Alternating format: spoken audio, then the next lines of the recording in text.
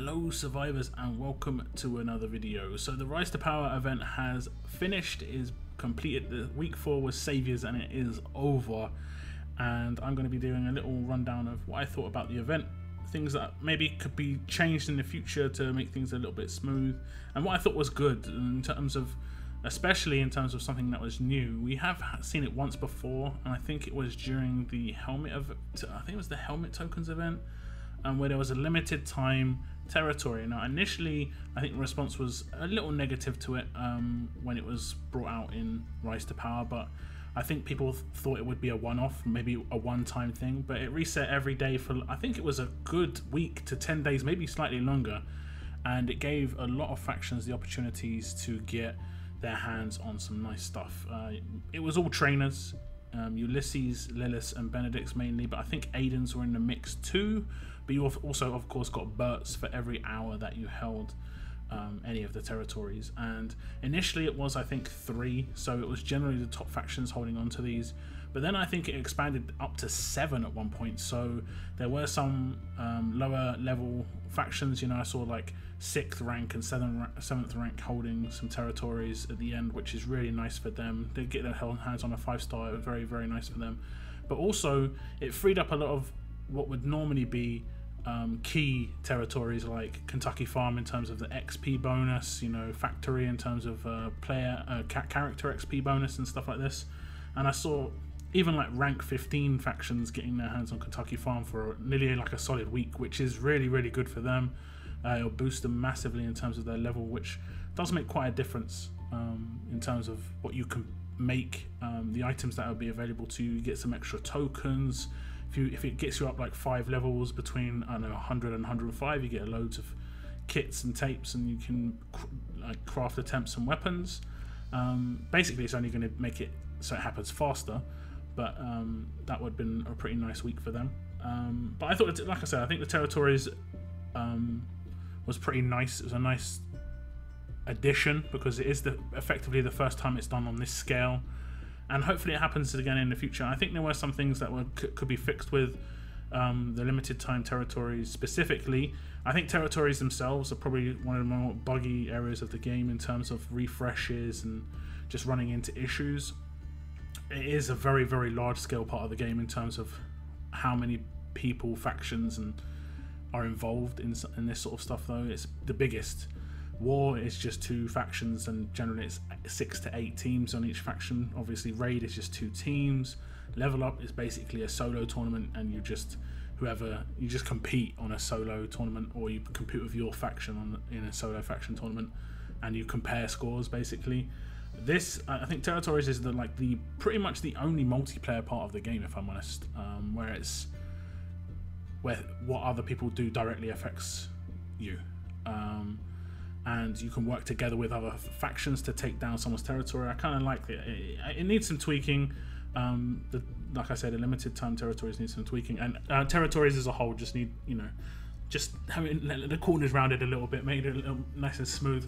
It's a bit rigid at the moment, but I kind of like that addition. It's made territories, which I think was a fairly boring part of the game, a bit more exciting. And a bit more live. It felt like it was happening. You know, at any point my faction could want to take a territory.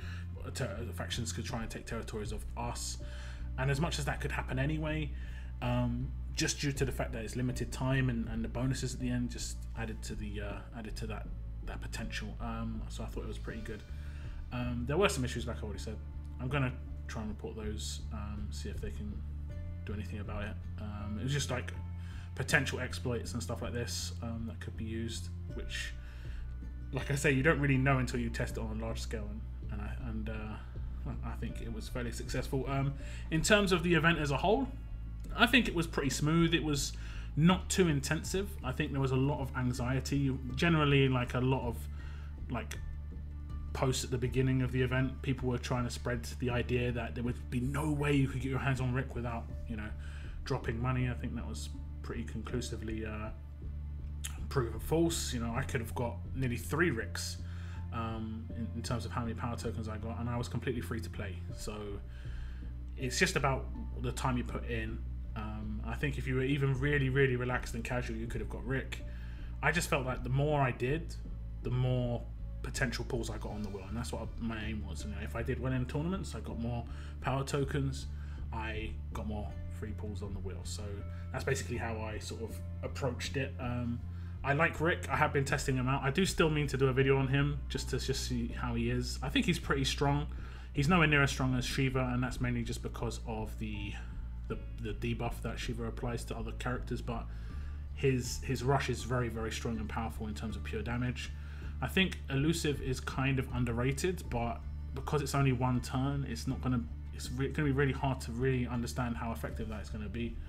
But otherwise, like I said, I think it's a good character. We got a lot of gear from that first stash at least to get him. I think it was enough to get him to maxed out as a 4-star, or very close maxed out as a 4-star in terms of gear required. Some trainers in there to boost him if you needed. The 6-star I've got to, I think, nearly max tier 3 or halfway to max tier 3. Like I say, hits hard, especially against blues. Tyrese, Dwight, they don't last very long at all. They actually just last one click. If he's got his rush and I click them, it doesn't matter who they're behind. If they're behind Erica, 40% defense, 40% HP, they're still getting melted. He's actually monstrous against these guys, and it's really useful. Like I say, the Elusive kind of underrated, because, you know, if he goes off quite early, you can command him early as well, especially against some of these teams.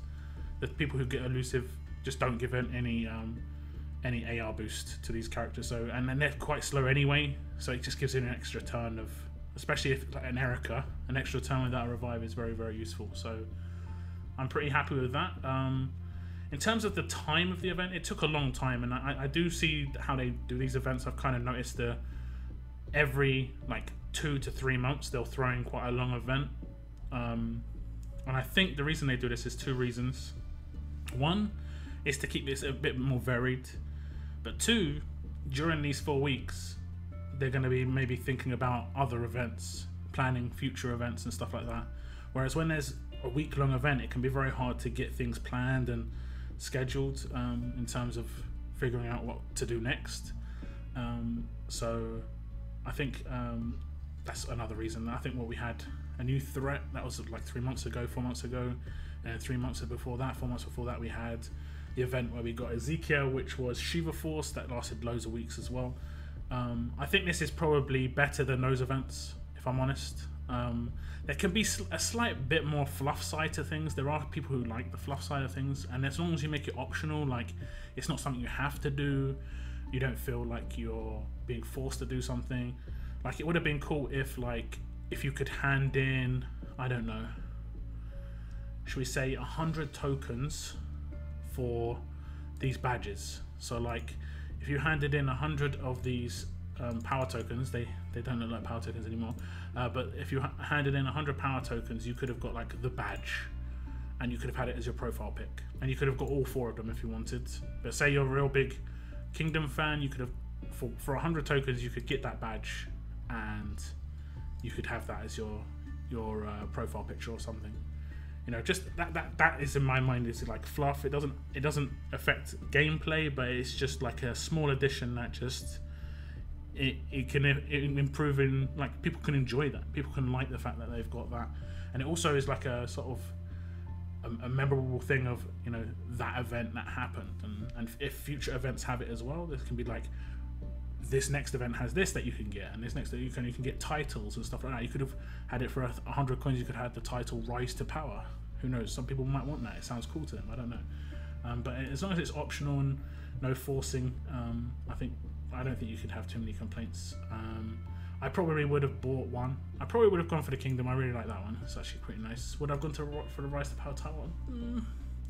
I don't know. Maybe a new threat. Maybe, I don't know. Shiva Force. It's hard to know. So I mean, it would have been cool, but hopefully there's thoughts on this in the future in terms of things to just spend your tokens on.